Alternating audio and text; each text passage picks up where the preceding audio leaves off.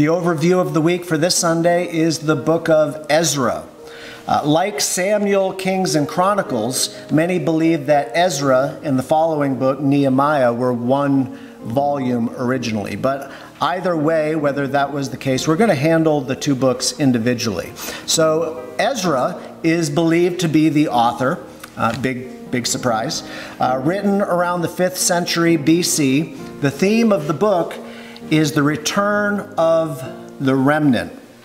Some have called this the second Exodus. If you remember, 2nd Chronicles ended with the Jews being taken away captive into Babylon, where they remained for 70 years.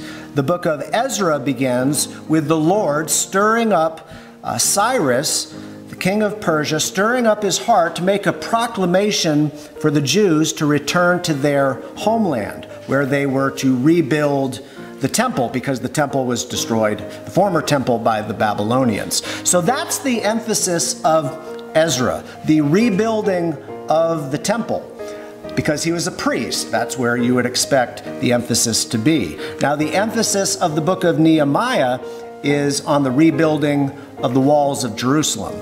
So those books both record an extensive genealogical record in order to establish the priestly line back to Aaron.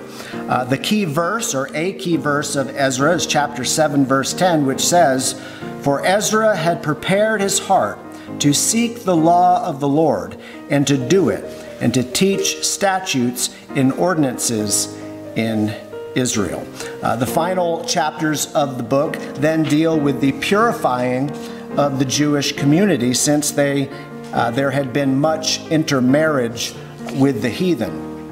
The Jews had taken to themselves many pagan wives, and the issue is that they worshipped foreign gods.